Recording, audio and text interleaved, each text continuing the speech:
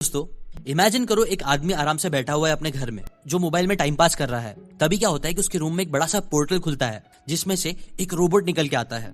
Robot निकल के उस आदमी को बोलता है कि मैं फ्यूचर से आया हूँ तुम्हें तुम्हारी गलतियां बताने। आदमी कंफ्यूज हो जाता है, वो पूछता है कि यार तुम क्या बोल रहे हो। रोबोट बोलता है कि दरअसल बात यह है कि तुमने ही मुझे फ्यूचर से भेजा है पास्ट में यहाँ तुम्हारे पास, ताकि मैं तुम्हें बता सकूं कि तुम आने वाले टाइम में कौन सी गलतियां करने वाले हो, जिसकी वजह से ही तुम्हारी जिंदगी बहुत अनसक्सेसफुल और अनहैप्पी होने वाली है, ताकि तुम्हें ये ऑप्शन मिल सके कि तुम अपना फ्यूचर बदल सको। ये सुनने के बाद वो आदमी बहुत ज्यादा खुश हो जाता है और बोलता है हाँ जरूर बताओ मुझे जल्दी जल्दी मेरी गलतियां, ताकि मैं जिंदगी में फ्यूचर में वो गलतियां ना करूं।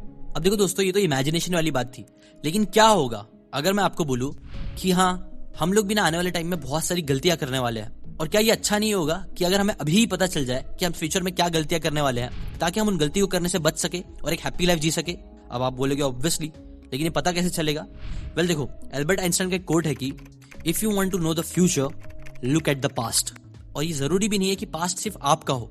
अगर हम बहुत सारे लोगों का पास्ट देखें, अगर हम लोग दूसरे लोगों की बुक्स पढ़े, दूसरे लोगों की जिंदगी को देखें, तो हमें पता चल सकता है कि मैक्सिमम इंसान क्या गलतियां करता है, ताकि हम वो गलतियां ना करें अपनी लाइफ को अच्छी बनाने के लिए। इसलिए आज मैं आपके साथ 5 ऐसे लाइफ लेसन शेयर करने वाला हूं, अलग अलग बुक के रेफरेंसेस से, अलग अलग लोगों की गलतियों से सीख के, ताकि हम वो गलती अपनी जिंदगी में ना करें। और ये गलतियां बताने के लिए मैं 2 बुक का रेफरेंस लेने वाला हूं, 12 बुक्स फॉर लाइफ और बियॉन्ड ऑर्डर, जो दोनों ही जॉर्डन पीटरसन ने लिखी है। कमाल की बुक है। प्लस मैं अलग अलग कुछ रिसर्च की भी हेल्प लूंगा, स्टोरीज की भी हेल्प लूंगा, ताकि आपको मैं समझा सकूं वो गलतियां जो मैक्सिमम लोग करते हैं जो आप ना करो। तो चलो स्टार्ट करते हैं। गलती नंबर 1, देखो एक हार्वर्ड की स्टडी करी गई थी जो आज तक की करी गई दुनिया की सबसे लॉन्गेस्ट स्टडी बोली जाती है। इस स्टडी में 75 इयर्स तक 724 मैन की लाइफ को ट्रैक करा गया, जिनमें से 60 लोग तो आज भी जिंदा है, जो आज भी स्टडी में पार्टिसिपेट कर रहे हैं।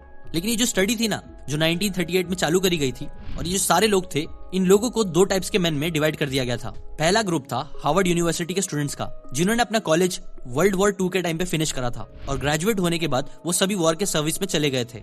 सेकंड ग्रुप था बॉस्टन शहर के सबसे गरीब बच्चों का, जिनकी लाइफ बहुत मुश्किल थी, जिनके पास रहने को घर नहीं था, खाने को खाना नहीं था। वो सभी लोग अलग अलग बैकग्राउंड से थे। ना जब इन दोनों ग्रुप के मेन अपने टीनेज टाइम पे थे ना, तो इन सभी के मेडिकल एग्जाम्स लिए गए थे। इनके पेरेंट्स का इंटरव्यू भी करा गया था, ताकि पता चल सके कि इनकी लाइफ में टाइम टू टाइम क्या अपडेट मिल रहा है। और बस देखते ही देखते टीनेजर्स अडल्ट हो गए और काफी सारी अलग अलग फील्ड में चले गए। कुछ लोग फैक्ट्री के वर्कर्स बने, कुछ लोग इलेक्ट्रिशियंस, कुछ लोग डॉक्टर्स, इनमें से एक तो यूएस का प्रेसिडेंट भी बने। मतलब आप बोल सकते हो कि अगेन रिजल्ट्स में काफी वेरिएशन था। कुछ लोगों ने बहुत हाई पोजीशन छू ली थी और कुछ लोग तो बहुत ज्यादा नीचे थे, जिन्होंने अल्कोहलिज्म, ड्रग एडिक्ट भी बन गए थे। इन सभी लोगों की ना डॉक्टर्स की रिपोर्ट भी ली गई थी, उनके ब्लड टेस्टिंग भी कराई गई है, ब्रेन के स्कैन भी कराए गए हैं, उनकी वाइफ और बच्चों से इंटरव्यू भी लिए गए हैं, ताकि ये पता चल सके कि जिंदगी में ना सबसे इंपॉर्टेंट क्या होता है, कौन सी चीज है जो सबसे ज्यादा हैप्पीनेस देती है एक इंसान को।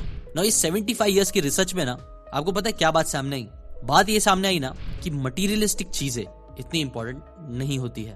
पैसा एक्सपीरियंस भी हाँ इंपॉर्टेंट है, बट इतने इंपॉर्टेंट नहीं है इस एक चीज के सामने। कौन सी है वो एक चीज जो सबसे ज्यादा खुश रखती है इंसान को? वेल वो एक चीज है good relationships. Good relationships keeps us happier and healthier. In fact इस स्टडी में ना 2 इंपॉर्टेंट बातें सामने आई थी। पहली बात ये थी ना कि सोशल कनेक्शन हमारे लिए बहुत ही अच्छे होते हैं, और लोनलीनेस रियलिटी में लाइफ स्पैन को हमारी कम कर देता है। जो लोग अपनी फ्रेंड्स एंड फैमिली के साथ ज्यादा कनेक्टेड रहते हैं, वो ज्यादा खुश रहते हैं, फिजिकली हेल्दी रहते हैं, और उनका लाइफ स्पैन भी बाकियों से ज्यादा होता है। वहीं जो लोग अकेले रहते हैं ना, वो लोग मैक्सिमम टाइम खुश नहीं होते हैं। उनकी हेल्थ उनकी मिड लाइफ में ही डिक्लाइन होने लग जाती है, और ब्रेन फंक्शन भी वीक होने लग जाते हैं। ये थी पहली फाइंडिंग। और दूसरी फाइंडिंग इंपॉर्टेंट ये थी ना कि अब इसका मतलब ये जरूरी नहीं है कि इंसान को ना अकेला रहने के लिए अकेला रहना ही जरूरी है। कई बार लोग है ना कई सारे लोगों से घिरे हुए होते हैं, फिर भी अकेला महसूस करते हैं। जिनके कई सारे दोस्त तो होते हैं, लेकिन कोई भी अच्छा दोस्त नहीं होता। इनके रिलेशनशिप्स में वो डेप्थ नहीं होती है।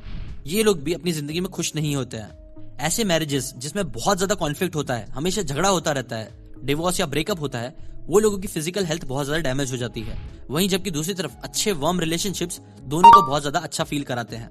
इसीलिए पहली गलती जो आपको जिंदगी में नहीं करनी है वो ये है कि पैसा, फेम, मटेरियलिस्टिक चीजें जिनके पीछे मैक्सिमम लोग भागते हैं, वो सारी चीजों के पीछे इतना मत भागो कि आप अपने रिलेशनशिप्स को ही खराब कर लो और आप जिंदगी में खुश ना रह पाओ।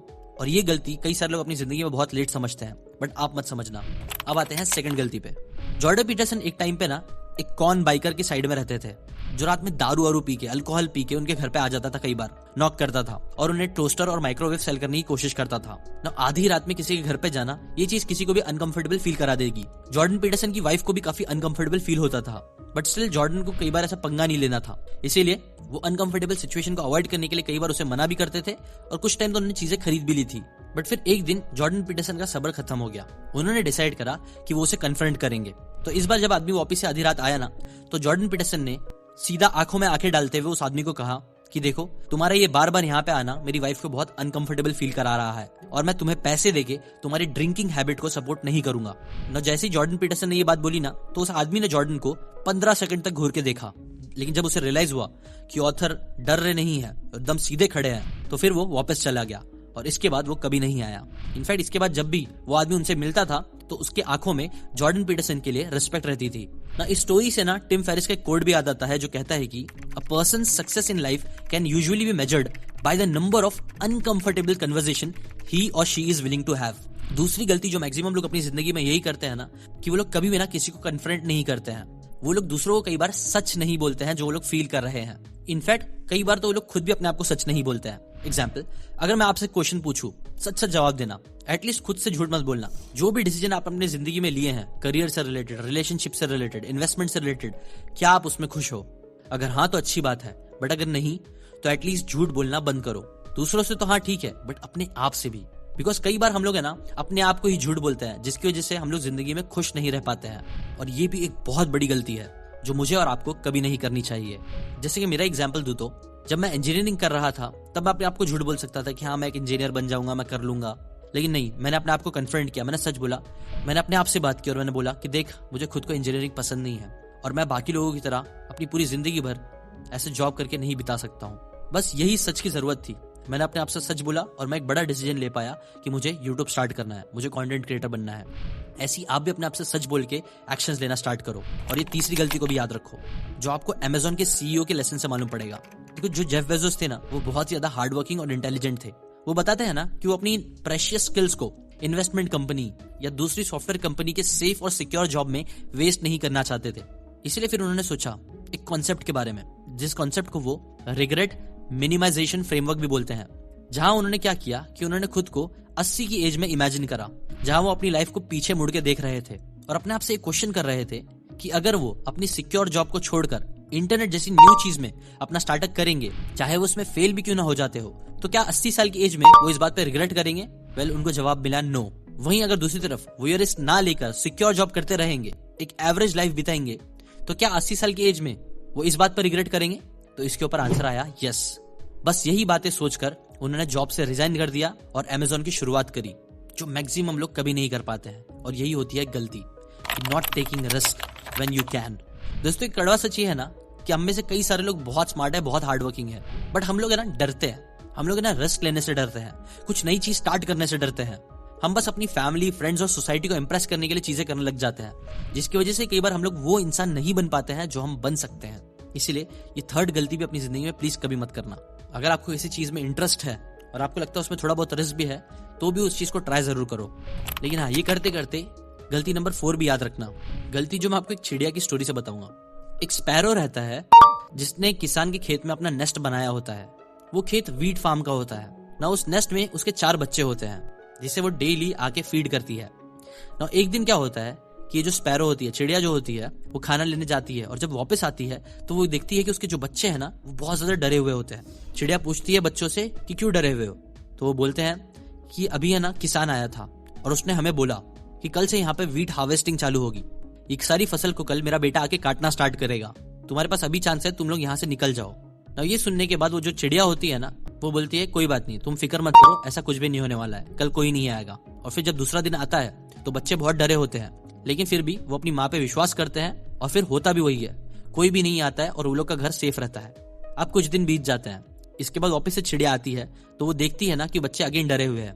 वो पूछती है कि अब क्यों डरे हुए हो, तो वो बोलते हैं कि अगेन इस बार किसान आया था, उसने बोला था कि हम खेती काटने वाले हैं और मैं खेती काटने के लिए मैं अपने भाइयों को भेजने वाला हूँ और कुछ काम करने वालों को भेजने वाला हूँ, तुम लोग ये घर खाली कर देना। ना ये सुनने के बाद भी जो स्पैरो होती है ना, वो बोलती है नहीं, फिक्र करने की बात नहीं है, कोई नहीं आएगा, हमें कुछ नहीं होगा। और गेस व्हाट, अगेन वो सही निकलती है। नेक्स्ट डे कोई भी नहीं आता है और वो लोग आराम से जी रहे होते हैं। अगेन कुछ दिन बीत जाते हैं।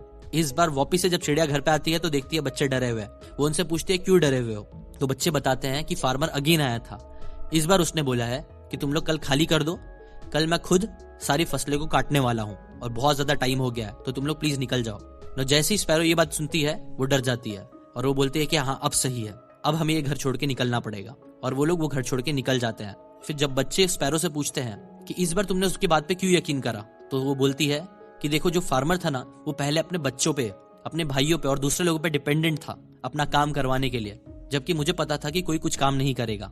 लेकिन जैसे ही उसने ये डिसीजन लिया कि वो खुद करेगा, तो मुझे पता था कि हाँ उसके अंदर वो हिम्मत है, वो दम है कि वो काम कर लेगा। इसलिए हम वहां से निकल गए और ये चीज सही भी हुई।